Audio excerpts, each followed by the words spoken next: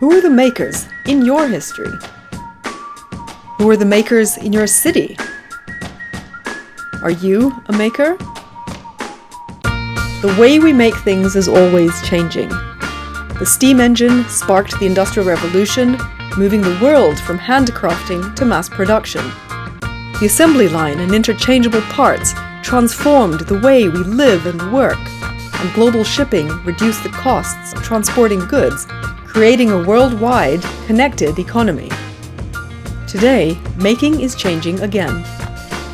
Just as the printing press gave way to the laptop, the tools for making everything are becoming increasingly available to everyone. From makerspace garages to repurposed libraries, makers are building and hacking, customizing and tweaking. In hackathons, schools, and startups around the world, they're soldering and coding, documenting and sharing. Some people have gone so far as to call it a movement. And as the maker movement spills out into the streets in cities all over the world, more people like you and me, are starting to remake the systems we interact with and rely on each and every day.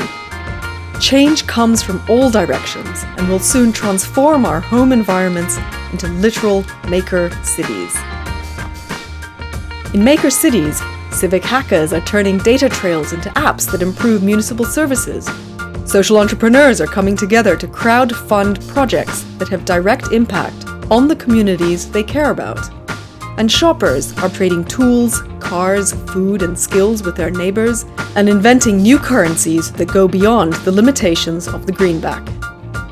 Now is the time to amplify the stories emerging from today's fledgling maker cities.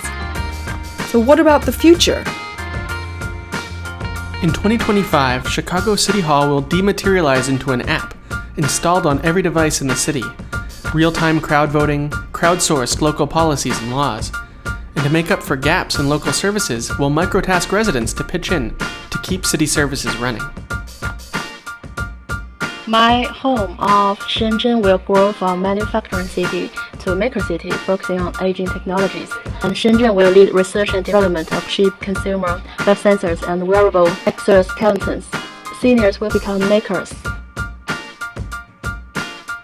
In 13 years, big box stores in Detroit will get remade as local fab centers where anyone can 3D print supplies, food, even medicines.